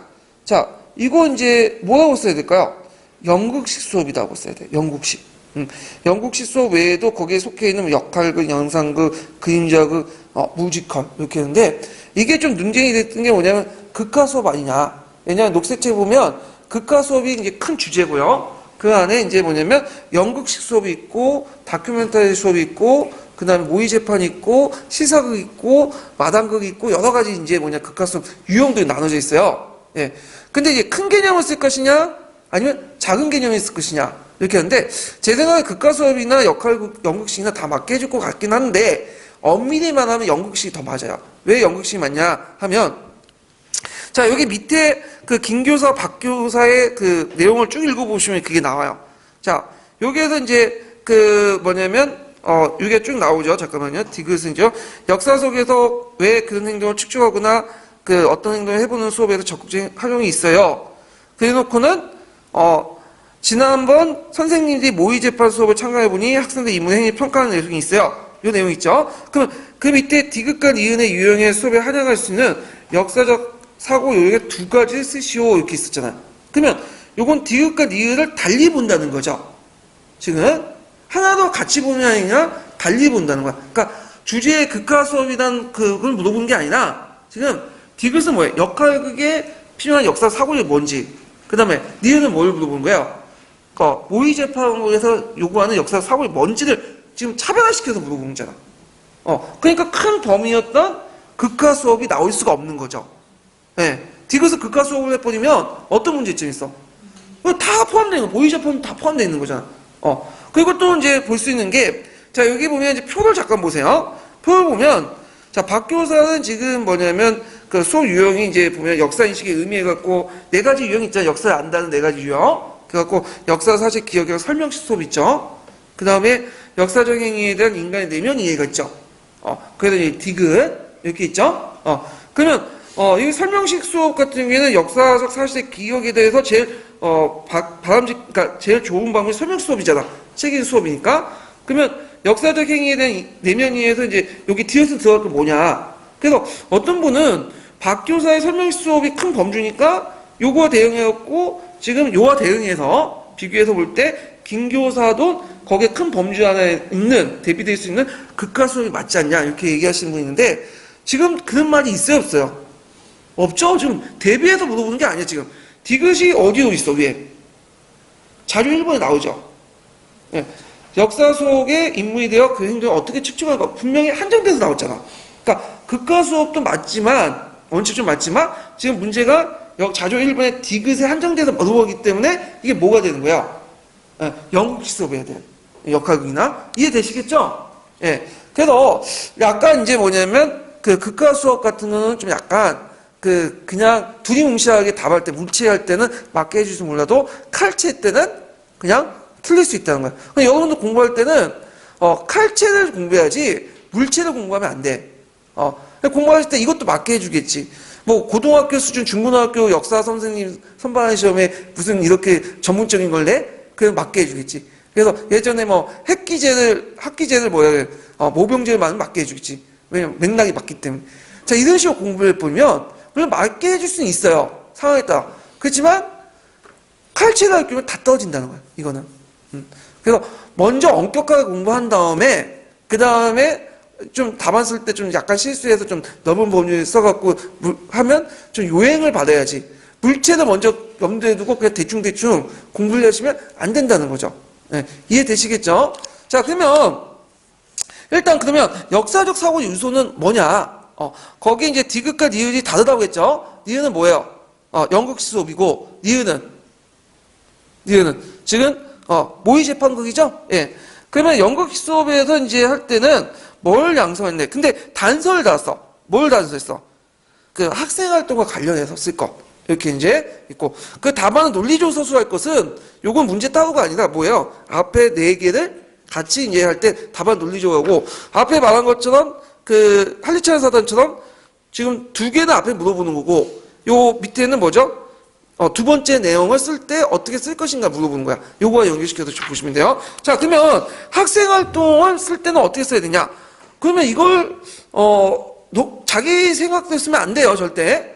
어디에 나와 있어요? 다 녹색책에 있어. 찾아보면.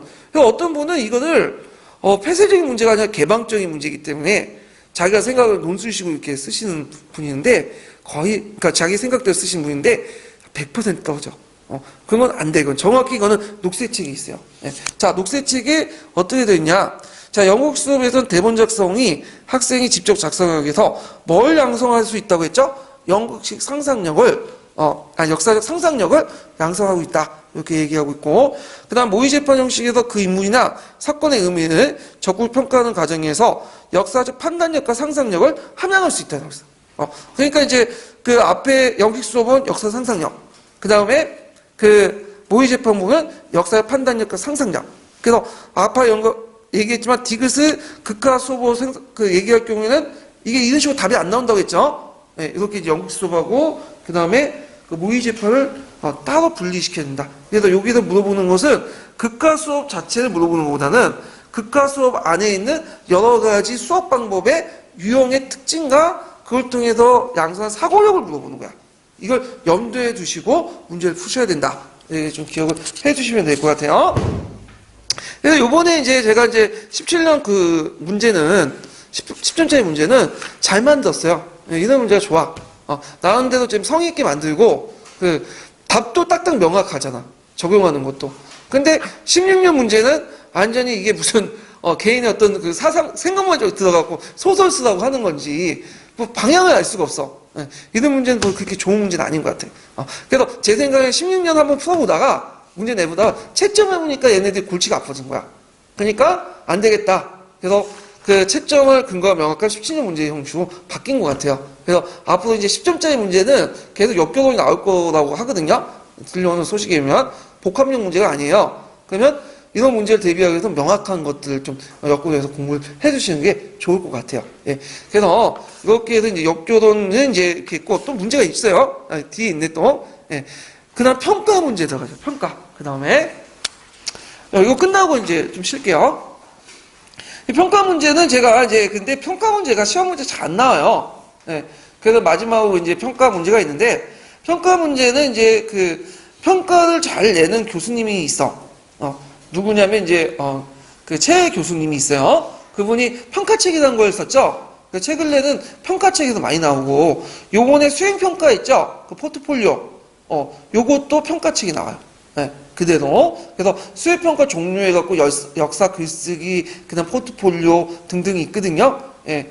그래서 이제 뭐 듣보자 문제도 이렇게 냈는데, 그래서 예전에 이제 교수학습 평가 부분에서 이제 1번 문제나 이런 것도 다 누가 낸 거야? 최 교수님이 낸 거예요. 그래갖고 1번 문제는 중학교 이제 평가 문항에 대해서 물어보고 있죠. 그래서 거기에 보면 오답지 매력도라든지, 그 다음에 이런 것들 등등을 물어봤는데, 제가 이제 죄송하지만 평가는 잘 몰라요. 예, 그래서 이게 교육학적 지식고 수학이 많이 들어가 있기 때문에 요거는 그 문제 분석을 좀 참조해 주세요. 요거는요. 예, 그래서 요 문제 분석은 제가 그 강의 듣는 분 중에 약간 수학적 지식이 많은 분들 있었어. 그래갖고 이분이 재능 기부를 해주셔갖고 이렇게 적어놓은 거고요. 예, 그걸 좀 참조를 해주시고 그 다음에 이제 2번 문제를 이제 좀 보면. 이번 문제는 뭐와 관련된 거냐면 이제 읽어보면 다음 어느 평가 방법에 대한 설명글이다. 평가 시 나타날 수 있는 장점과 그 문제점을 각각 그 두 가지 쓰시오. 그래서 우리나라 중고등학교 정통조 학습자의 성취도를 지필결사 결과물로 중심으로 평가하였다. 그래서 최근에 이러한 평가 방법을 지향하고 포트폴리오법, 관찰법, 연구보고서법 등등 있죠. 이번에 나온 게 포트폴리오법이죠. 그래가지고 다양하게 평가하는 방법이 도입되어 있다. 자, 이거는 뭐와 관련된 내용이요? 수행평가와 관련된 거죠. 딱 보면. 그래서 수행평가의 장점과 문제점을 쓰시면 돼요. 네. 그래서 이제 그 수행평가 내용은 그 밑에 1039페이지에 실어놨고요. 그래서 장점 같은 경우 학습자의 지속적이고 전체적 발전력 평가, 그리고 실제 상황의 수행 능력 평가, 교수 학습 과정 다 평가 활동을 다 포함하죠. 그래서 결과를 평가할 뿐만 아니라 과정도 같이 평가한다. 얘들 노력하는 것도 같이 본다는 거야. 그 다음에 이제 문제점은 수행평가의 문제점은 뭐야? 객관적 평가 기준이 호죠. 주관이 많이 들어가 있잖아. 그리고 주관적 평가의 문제점이 대포. 주관적. 그러니까 이건 똑같은 말이죠. 주관적인 어떤 채점제 주관적인 것들이 이제 들어갈 수 있고 할당하는 시간이 많죠.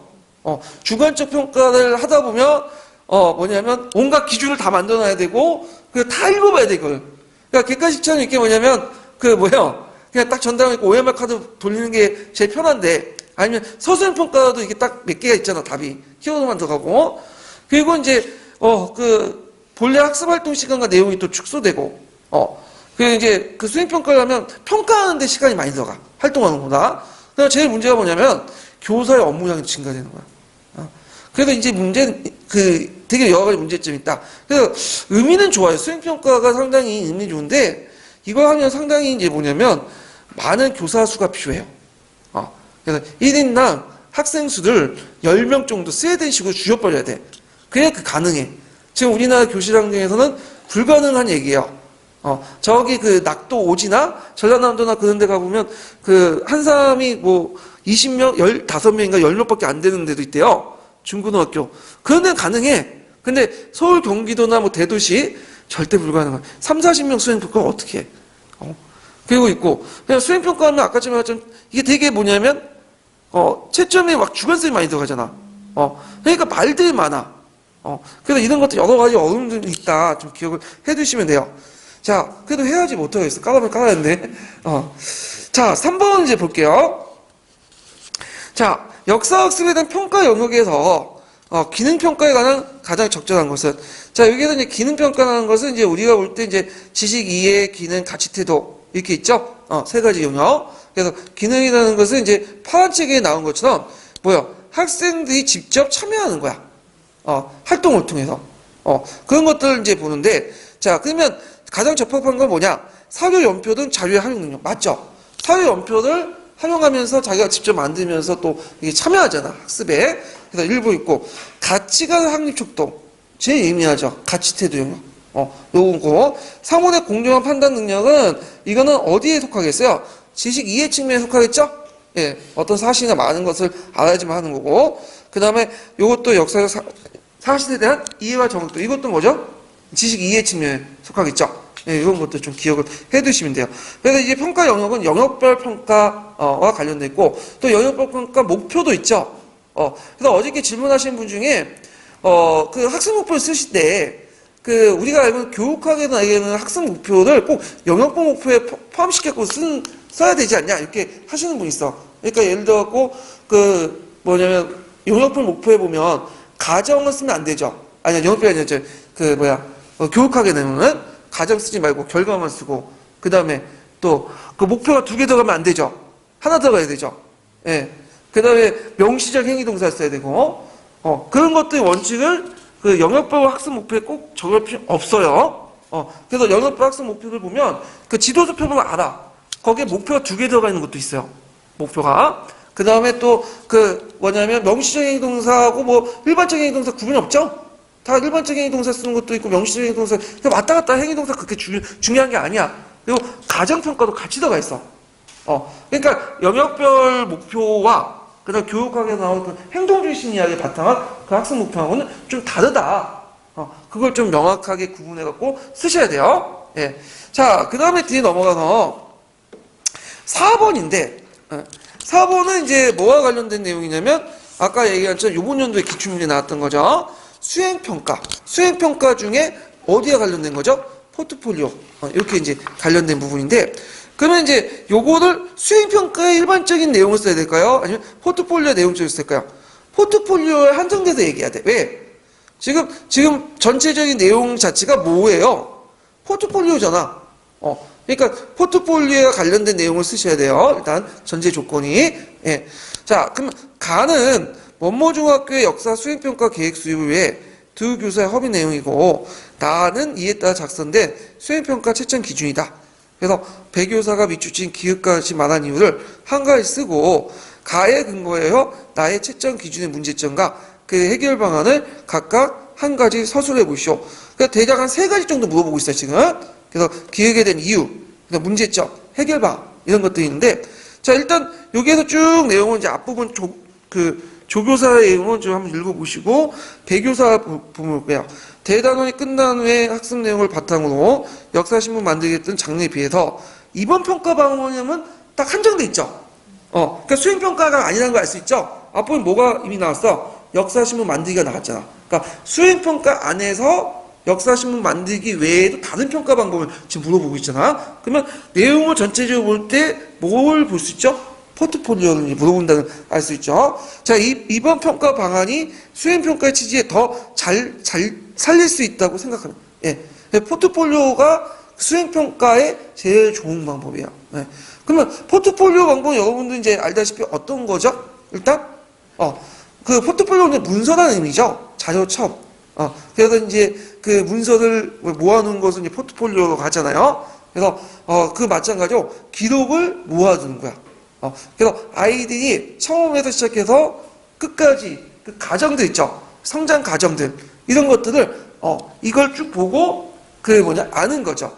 네, 기록한 것들을, 문서 내용을 쭉 기록한 것들을 보고. 그래서 이게 대표적인 게 이제, 요번에 학종이 아시죠? 그 학생 기록부 선발 방식 있잖아요. 예, 학종에 많이 이제 이용한 것이 뭐냐면, 이 포트폴리오 방식이요. 그래서 학종에서 물론 기본적으로, 깔려있는 게 뭐야 돼요? 등급이 필요하죠. 내신 등급이나 이런 것들이 필요한데, 일단 그 외에 똑같다고 보고, 제일 중요한 게 이제 얼만큼 포트폴리오를 잘 구성하느냐. 이 학생이 고등학교에 있으면서 1, 2, 3학년 동안 자기가 원하는 곳에 어떻게 하는지를 노력하는 모습을 보는 거야. 그러니까 처음에는 노력하는 모습은 1학년 때 이렇게 했는데 2, 3학년 때 별로 안 보여. 그럼 얘는 떨어지는 거야. 똑같은 성적 안에서는. 근데 어떤 얘는 1학년 때 별 관심이 없어. 근데 2학년 때 조금 관심이 있고 3학년 때 뭐 노력하는 모습이 보여. 그 학생이 뭐냐면 선발되는 거죠. 앞으로 그 학생은 대학교 들어와서 더 발전 가능성이 있는 거고, 전체 학생은 뭐예요? 없는 거죠, 그걸. 그걸 보겠다는 거야. 그러니까 시작과 끝을 보고, 전반적으로 보고, 학생의 어떤 성장 과정, 그 다음에 발달 과정을 보는 방법이 포트폴리오예요. 이해되시겠죠? 그러면, 여기에서 이제, 그게 왜, 아까 이제 수행평가 취지에 맞게 보면, 수행 과정의 시작과 끝을 비교해요. 항상 정도를 평가할 수 있죠. 이게, 그래서 이제 이 수행평가 방식 중에 제일 백미가 포트폴리오다. 이렇게 평가받을 수 있고. 자, 그러면 문제점이 뭐냐? 자, 이 문제점은 어떤 식으로 이제 얘기하냐면, 이거는 이제 문제점은 이제 여러 가지가 있을 수 있지만, 여기 자료들을 이제 보고 얘기할 수 있는데, 일단은 문제점, 장점이 있어요. 포트폴리오 장점. 장점을 제대로 지금 수행하지 못했던 걸 적어 놓으면 돼요. 문제점은. 그럼 포트폴리오의 장점이 뭐냐면, 정확한 채점 기준을 맞게 서술해야 된다. 이런 내용이 있어요. 그러면 여기에서는 채점 기준이 지금 명확해야 명확하지 않아요. 명확하지 않죠. 그걸 볼 수 있는 게 분량이 충분함, 분량이 부족함. 이렇게 예매하죠? 그러면 안 돼. 그럼 어떻게 되죠? 분량이 한 장이면 뭐 1점, 두 장이면 2점, 그래서 세 장이면 3점. 이렇게 내야죠. 딱 이렇게 해갖고, 그 분량도 정확하게 얘기하면 또 A4 용지 분량을 할 때 애들이 또 꼼수를 부려가지고, 이거는 좀 약간 근데, 실제에는 꼼수를 A4 용지에 꼼수를 부려갖고, 포인트를, 만약 20포인트, 30포인트. 안 되죠. 그래서 여기에 이제 10포인트 딱 정해주고, 그 다음에 또 이제 꼼수 부리는 게 뭐냐면, 이름이나 제목을 너무 크게 쓰는 게 있어. 그것도 겉포지로 따로 만든다. 이런 식으로 단서를 줘야 돼. 그래야지 이런 꼼수를 다 차단할 수 있죠. 예. 그 다음에 제가 이제 손글씨 같은 것도 이제 문제가 뭐냐면, 손글씨 써도 되냐고 하면, 좋아. 워드보다 나을 것 같은데, 손글씨 쓰면 뭐냐면, 포인트를 못 맞춰. 결정적으로. 되게 작게 쓸까요? 크게 쓸까요? 크게, 큼직하게 써. 그래서 이런 것도 문제야. 그래서 손글씨 쓸 경우에는 몇 장 더 추가하고. 그래서, 이런 것들을 이제 명확하게 해줘야 된다. 꼼수를 차단을 해야 되죠. 자, 그 다음에 이제 이런 것들이 제대로 안 됐고, 그 다음에 이제, 수행평가가 이제 포트폴리오가 이제 시작과 끝이 해갖고 명확히 해갖고 한상 정도를 평가해야 되는데, 그걸 이제 이게 장점이잖아요? 근데 이게 지금 1차, 차시도 구분이 안 됐고, 지금. 1차시부터 얘들 10차시까지 했다면, 그 부분에 대해서 어떤 얘들이 성장 과정을 알 수 있는 게 전혀 없어. 그러면 이게 수행평가 포트폴리오 장점을 지금 제대로 반영하지 못하고 있죠. 그럼 문제점을 쓰시면 되죠. 수행과정의 시작과 끝을 비교하지 않는다. 이렇게 쓰시면 돼요. 예. 이거는 어디에서 이제 답안을, 유출했냐면, 그 평가책에 있는 내용을 그대로 적어 놓은 거예요. 그래서 장점에 대해서 모자란 부분 하고, 그러면 수행평가 장점을 이게 정해놔야죠. 포트폴리오 장점을, 해결 방안을. 첫 번째는 어떤 거에 연결되죠? 평가 기준을 명확히 해야 되죠. 아까쯤 얘기한 것처럼. 자, 두 번째는 수행 과정의 시작과 끝을 비교하는 항상 정도를 평가해야 된다. 이걸 쓰시면 돼요. 1차시부터 10차시까지의 그 내용도 있죠. 얼마큼 얘가 그 발전 가능한 거가 얼마나 노력했는가를 보여줘야 돼. 같이. 이해되시겠죠? 예. 그래서 이제 이렇게 해갖고 이제 있는데, 예, 이 답안을 구성할 때 이제 어떤 분은 이렇더라고요. 평가책에 있는 내용을 쓰지 않고, 우리가 이제 얘기하고 있는 교육학 시간 있죠. 그걸 내용을 쓰는 분도 있더라고요. 예, 원래는 맞긴 맞겠죠. 근데 답안에는 안 들어갈 것 같아요. 못 본다면은. 왜냐면, 평가 자기 책에서 냈기 때문에 자기 책의 근거를 쓴 거고, 그 다음에 역사학자들이 제일 싫어하는 말이 뭔지 알아요? 역사교육학자들이 자신을 교육학자로 보는 거야. 자기는 역사교육학자들이 교육학자가 아니야, 이 사람들은. 예, 그래서 교육학의 이론을 끌어다가, 물론 적용은 할 수 있어도, 그냥 그걸 쓰면 좀 틀릴 것 같아요. 그래서 평가책에 낸 거는 평가책 한도 내에서 쓰셔야 된다. 그래서 교육학적 지식은 배경 지식이 많으면 좋겠지만, 그거를 역교론에 끌어들어가지고 그대로 쓰면 안 된다, 그거죠. 왜냐하면 역교론 교수들이 거부 반응이 좀 심해. 그 부분에 대해서. 그거를 감안하고 쓰셔야 된다. 좀 기억을 해주시고요. 그러면 이제 앞으로 이제 문제가 어떻게 나올 것이냐. 이 교수님이, 내년에도 또 들어갈 걸 가능성이 많아요. 왜냐면 2년마다 한 번씩 통상적으로 들어가거든요. 그럼 내년에 들어가면 이 교수님의 특징이 뭐냐면 예전에도 13년, 14년에도 볼 수 있듯이 자기가 꼭 들어가면 뭐 내요? 평가책을 내. 평가책. 근데 평가책을 내는데 냈던 데서 내는 게 아니죠. 뭐죠? 안 냈던 데서 내. 그 서양 중세사 교수처럼. 근데 공통점은 뭐냐면 냈는데 뭐냐면 주변에서 내요. 안 냈던 데서 내지만 그 주변 부분에서 낸단 말이야. 그러면 이런 것들을 이제 유추해 볼 때 이게 수행평가 안에 포트폴리오 물어봤죠. 그러면 수행평가 안에는 포트폴리오 외에도 한 4-5가지 더 있어요. 그럼 그 안에서 다른 데서 또 낼 수 있죠. 겉다리로. 듣보자 문제지만. 그래서 제가 이제 그 부분을 평가책 부분을 다 요약하기는 힘들어요. 실제로. 뭐 대략 한두 문제 등 나온 거 가끔씩 나오는 건데, 그래서 제가 이제 요번에 그 교수님의 패턴을 잘 파악을 했기 때문에, 성향 이론 아시죠? 예. 그래서 되게 보면 예측 가능하잖아. 행위 이론을 보면. 그래서 그 사람의 성향을 파악해서 예측을 해서 제가 이제 그 수행평가 내용 중에 여러 가지 그 분류도 있죠. 그 4-5가지 그 종류들, 뭐 장점, 특징, 문제점, 이런 것들을 정리를 해놨어요. A4 용지 4-5장으로 정리를 했거든요. 그래서 제가 거기에다가 첨부를 해놓을 테니까, 거기 그 강의에다가 첨부를 해놓을 테니까, 그것을 시험 들어가기 전 하루 이틀 전에 그냥 속았다 생각하고 그냥 한번 보세요. 나올 가능성이 있어. 예. 자, 그래서 이제 있고요. 그리고, 이렇게 해서 이제 역교로는 이제 좀 끝났고, 좀 쉬었다가 한국사 부분에 들어갈게요.